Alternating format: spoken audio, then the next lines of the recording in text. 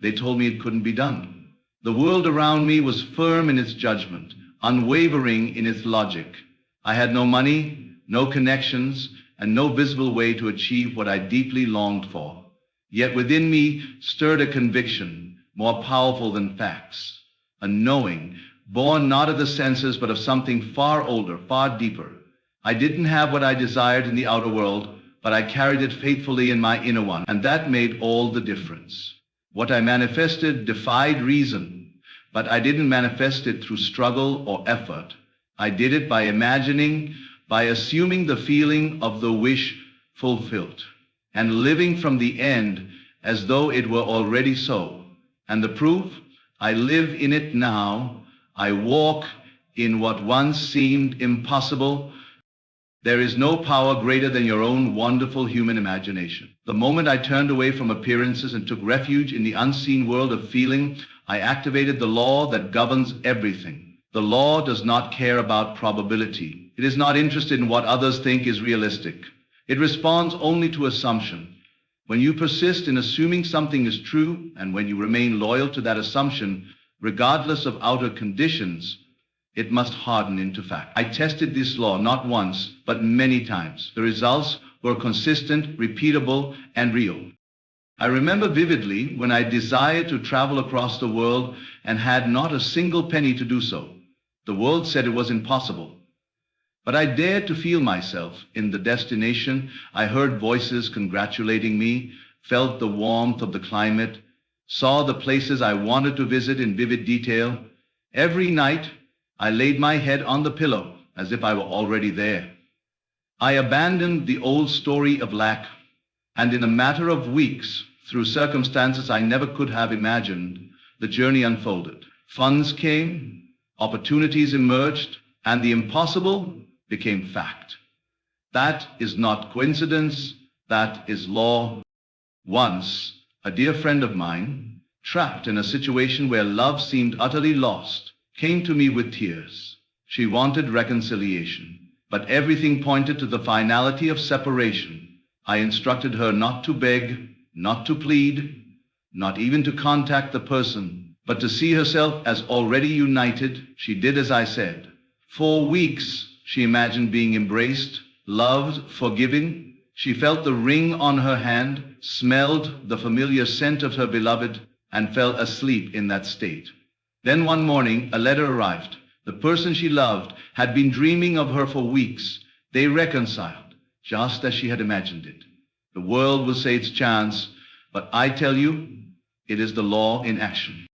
The impossible only exists in the mind that forgets its creative power. When I desired a new home, I had no access to one. But I didn't allow that to stop me. I walked through rooms in my imagination, touched doorknobs, saw sunlight pouring through imagined windows. I breathed the air as if it were mine already. I acted as if the address had changed. And soon it did. Not by saving, not by pleading, but by aligning my inner world with the desired state. The external must follow the internal, just as the shadow follows the body. Let no one deceive you into thinking reality is fixed. There is no reality outside your own assumption. Whatever you consent to as true becomes your world. If you believe you are poor, unloved, or limited, then that becomes your lot. But the moment you withdraw belief from the facts and invest it into your imagined truth, you change the entire script.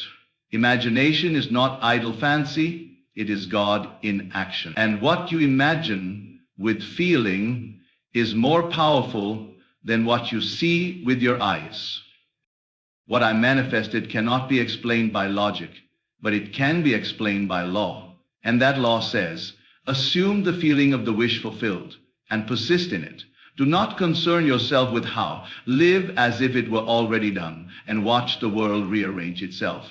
I manifested the impossible, not because I'm special, but because I use the divine gift we all have, the power to feel, believe, and live inwardly in the end. Try it. Prove it to yourself. For what you do in imagination today, you will walk through tomorrow. Imagination does not care about logic.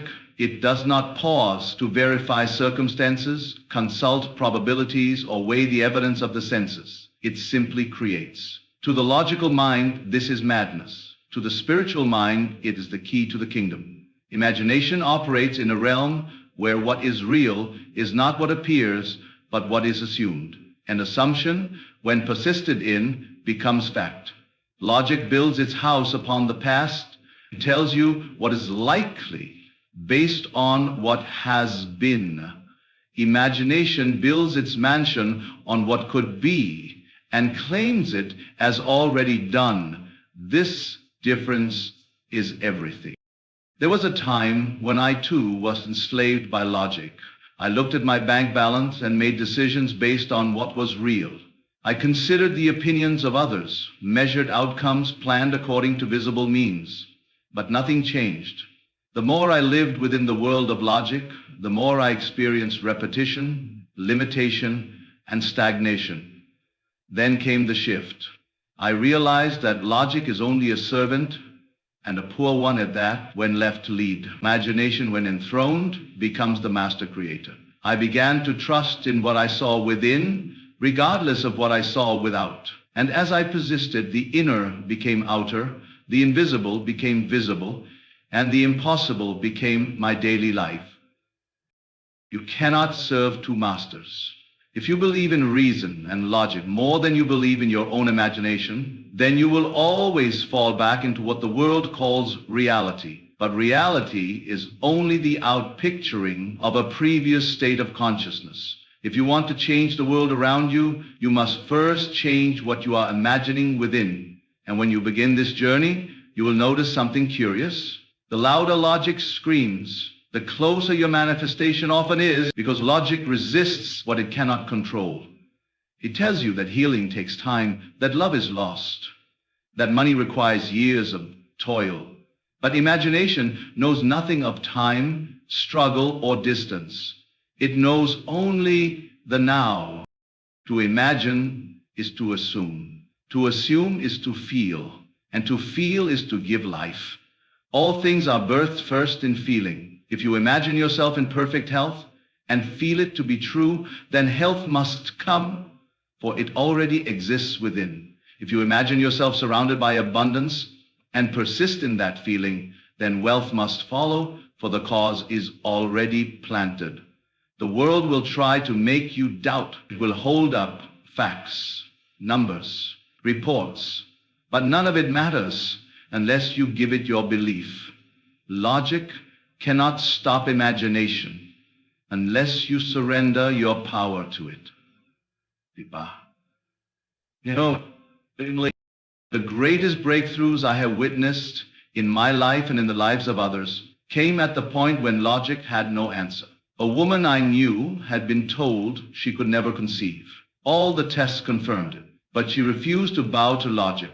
She went into her room each night, placed a pillow beneath her shirt, and imagined feeling life move within her.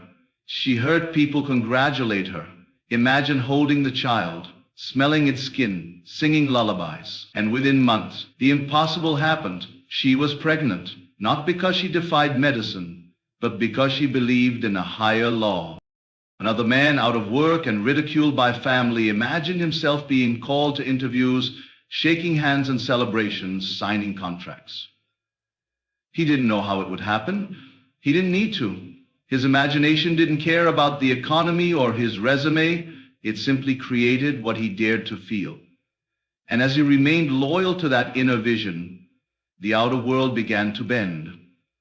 Out of nowhere, an offer came. Then another.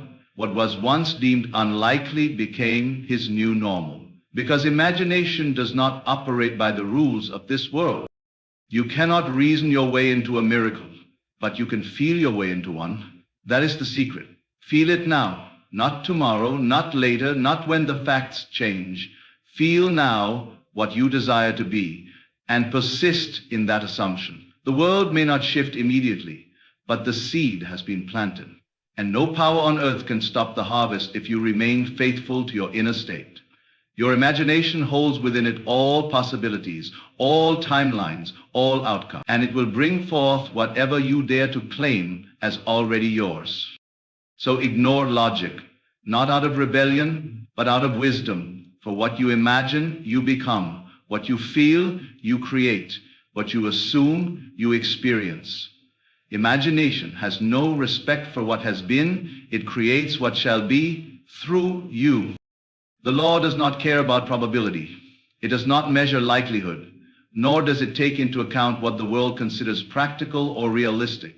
This law functions beyond statistics, beyond history, beyond the collective opinion of men.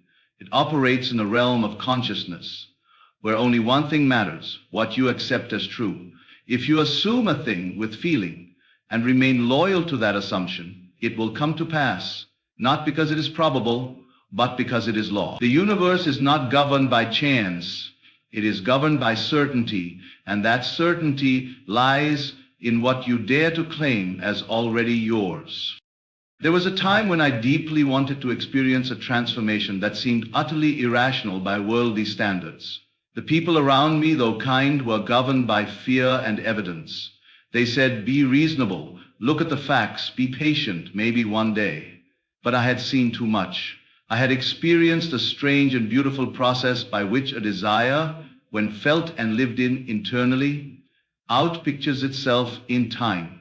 So I did not wait for the world's permission. I turned inward and began to assume, not once, not twice, but daily, until the feeling of already having it became more natural than the feeling of not having it. That was the turning point. The law does not respond to effort. It responds to alignment. When your inner state becomes one with the thing you desire, the law moves. It rearranges conditions, shuffles people, changes direction. You may think it impossible, but impossibility is merely a judgment from the logical mind. To the law, there is no such thing.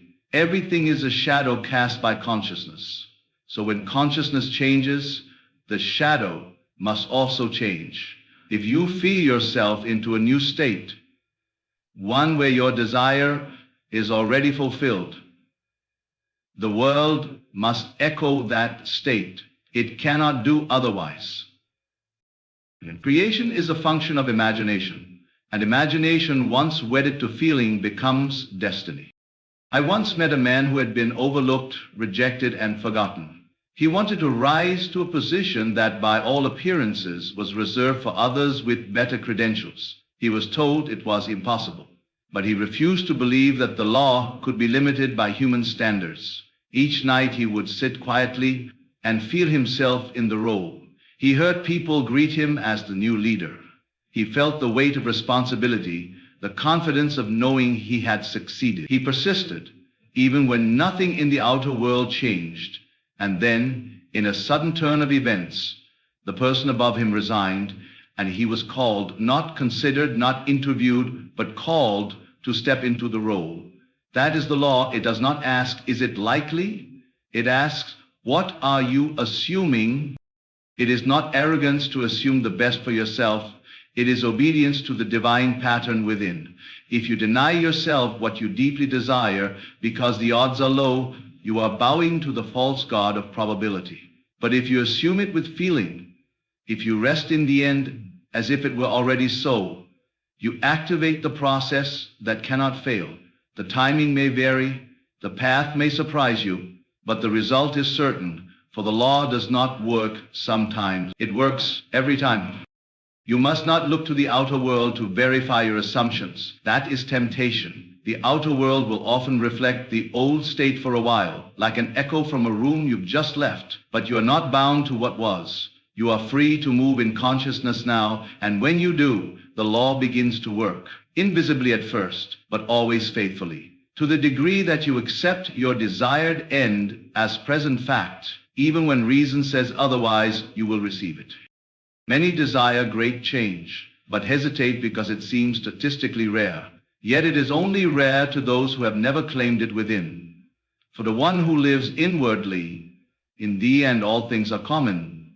Healing becomes ordinary. Wealth becomes natural. Love becomes expected. Because to such a one, the law is not a theory, it is a living truth. So do not ask, can this happen? Ask only, Am I willing to feel it real? For the law does not care about probability. It only reflects what you dare to believe. To persist in assumption is to possess the key to creation. The moment an individual adopts a state of consciousness and assumes it to be real, a process begins, invisible yet definite. And it is only through persistence in that assumption that the bridge of incidents is formed. The world, governed by appearances, is quick to offer distraction, contradiction, and delay. But these are merely tests, not from any external power, but from within, to see whether your assumption is firm or fleeting. The power lies not in the initial thought, but in the unwavering loyalty to that thought, held as fact, even when the outer world denies it. There was a time in my life when everything around me suggested lack. The bank account was empty, opportunities seemed scarce, and reason whispered that I should lower my expectations. But I knew that if I did, I would be assuming a lesser state, and that too would become my experience. So I turned inward and began to persist in a different reality. I imagined abundance, not in vague terms, but in detail. I saw the money in my hand, heard others congratulate me, and most importantly, I felt the relief, the confidence, the joy. I walked through the day as though what I imagined was already true. And though the world remained unchanged for a time, I persisted. Persistence is not repetition. It is not mechanical, affirming, or frantic effort. It is quiet, calm, consistent dwelling in the end, choosing moment by moment to identify with your desired reality. You do not need to strain, nor do you need to fight. You only need to remain loyal to the unseen image that lives in your imagination. To the senses, this seems like foolishness, but to the awakened soul, it is the only path to fulfillment. It is as if your only path to fulfillment, for what you persist in imagining, you will eventually experience. Consider this truth deeply. The world around you is always reflecting a former state of consciousness. What you see now is the echo of what you previously assumed to be true. If you dislike what you see, do not fight the reflection. Change the assumption. Persist in imagining what you wish were true and continue to feel its reality, even when nothing seems to move. For the movement is taking place within, and that movement, once stabilized, will be mirrored without. I knew a woman who longed for reconciliation with someone who had left her without a word. Days became weeks, and weeks became months. And every phone call unreturned was a temptation to abandon her assumption. But she did not. Every night she imagined him beside her. She heard his voice, felt his arms around her, lived in the conviction that they were united once more. When others told her to move on, she smiled silently, for she had already moved in consciousness. And one day, completely unannounced, he returned, not with apology, but with the exact words she had heard in her imagination. That is the reward of persistence. The mind, conditioned by time and logic, expects immediate results. It fears delay and doubts the unseen. But the law does not operate on panic. It waits only for your conviction to be settled. And when you cease wavering, when you choose to remain in the end, not out of desperation, but with quiet certainty, the world must yield. The state you persist in becomes the structure of your future. There is no limit to how many times you must return to the state. In the beginning, you may find yourself slipping. You may feel moments of doubt, fear, or discouragement. That is normal. But each time you return, you deepen the assumption. Each time you feel it real again, you are watering the seed.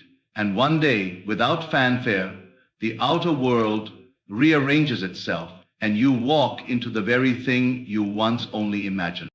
Persistence does not mean resistance. It is not a struggle to force the world to change. It is a gentle, unwavering knowing that what you have assumed is already yours. You act from it, think from it, and feel from it, regardless of appearances. You do not chase, you do not beg, you simply remain.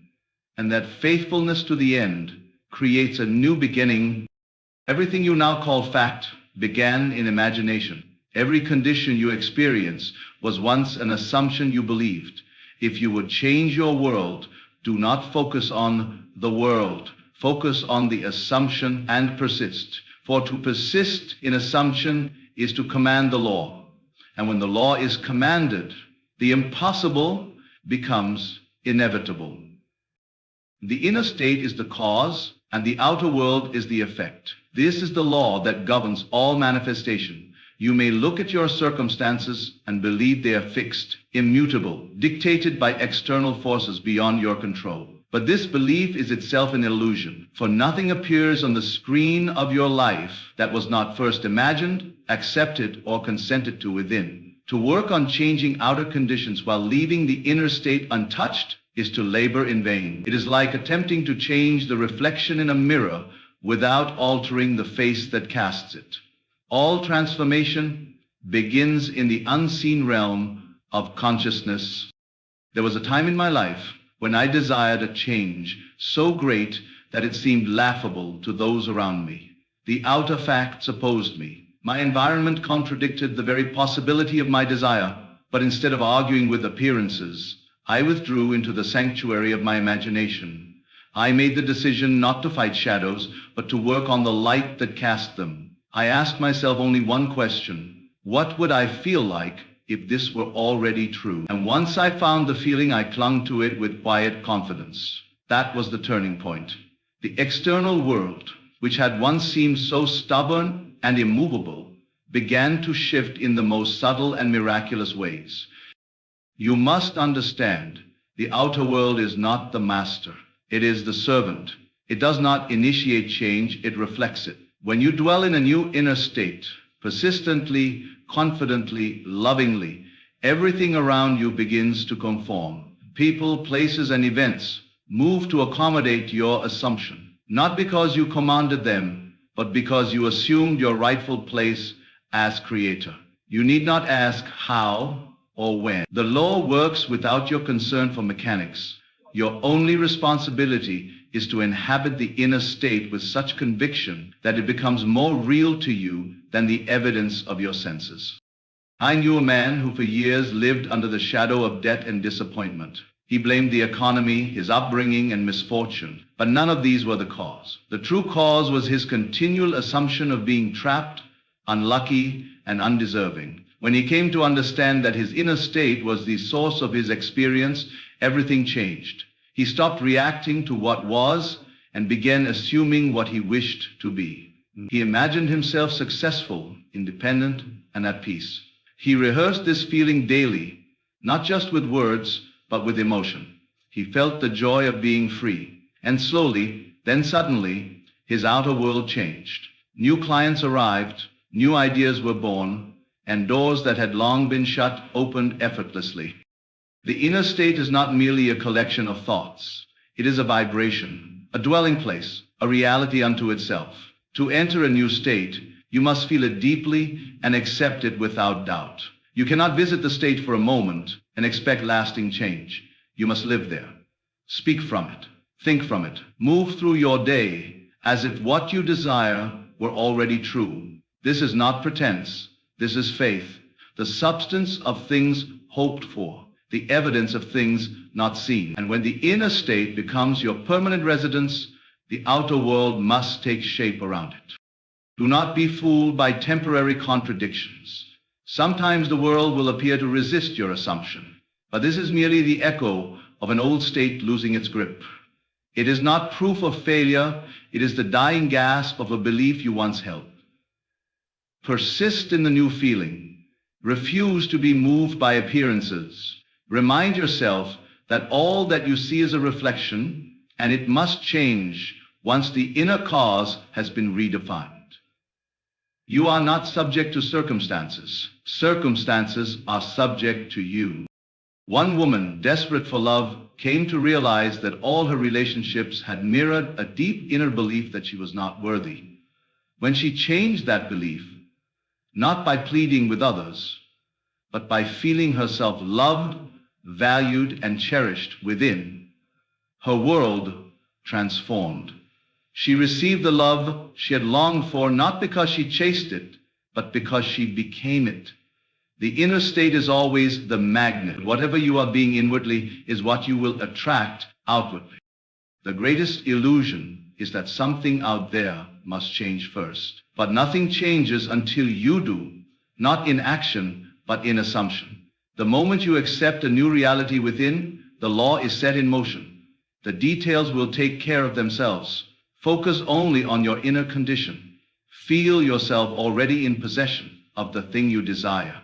Saturate your being with that feeling, and the world will respond, for it has no choice. It must mirror the inner man. The world does not change first. Your inner man must change first. This is the truth that escapes many, for they are so hypnotized by appearances that they believe the external world to be the cause of their experience. But the world is not causative. It is reflective. Everything you see, hear, and touch in the outer realm is simply a mirror reflecting your inner assumptions. The moment you shift your consciousness, not superficially, but deeply and emotionally, the mirror must reflect the change. The world may seem firm and unmoving, but it is nothing more than clay shaped by the hands of your inner state. If you would dare to assume a new identity and live in that assumption, the world would bend itself to fit your belief. I recall once when I deeply desired something that the world told me was out of reach. Every external indicator said no. There was no logical reason for it to happen, and yet I felt within that it was already mine. I closed my eyes each night and entered the state. I lived there in imagination. I felt it real. I heard voices congratulating me, saw the images of fulfillment, and most importantly, I felt the tone of victory within. I carried that feeling with me throughout the day, not as a hope, but as a knowing. Though the outer world had not changed, my inner man had. And because I remained loyal to that new man within, my world eventually reflected the change with mathematical precision. What had once seemed impossible became the only outcome. There is no outer change that does not begin as an inner shift. You cannot truly change anything in your life until you have first changed your own conception of self. If you see yourself as poor, every effort to acquire wealth will be met with invisible resistance, for your world is only ever bearing witness to who you are being within. If you feel unloved, every attempt at relationship will echo that lack. But when you shift your inner man, when you become the one who is already wealthy, already loved, already whole, you set in motion a chain of events that must express that identity. The law is impersonal. It does not judge. It does not ask whether you are worthy. It simply reflects what you are conscious of being. You must ask yourself, not what do I want, but who am I being? For all things follow the nature of your assumption. If you assume lack, you experience lack. If you assume fullness, you experience abundance. And this assumption must be felt, not as an idea, but as a reality. The inner man is not shaped by thought alone, but by the fusion of thought and feeling. You must feel yourself into the new state, occupy it, move within it, and live as though it were the most natural thing in the world. That is the secret of transformation. There was a young man who desired to escape his limitations, but he kept trying to change the world around him. He switched jobs, moved cities, even changed his name, hoping that these outer movements would bring the inner peace he sought. But nothing worked, because he had not yet changed within. Then one day, he heard the truth, that the world was only a mirror, and he turned his attention inward. He began to imagine himself successful, confident, and at peace. He did this quietly, daily, without announcement. And then, without warning, everything shifted. A new job opened, one he did not seek. Relationships healed. Confidence replaced doubt.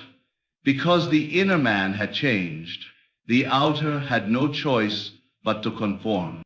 Do not wait for evidence before you believe. That is the way of the world, but it is not the way of the law. You must believe before it is seen. You must change the inner condition first, and when you do, the world becomes a servant to your new self. You may not know how the change will occur, and you do not need to. The law takes care of the how. Your task is only to live inwardly, in the state you desire to express. The moment you accept that state, the outer world begins to rearrange itself to match. Your world is your mirror. What you see is what you are. When you change your concept of self, the world must follow. For you are not here to conform to the world. You are here to transform it. By transforming yourself within, when the inner man changes, the outer must obey. There is no exception. This is law.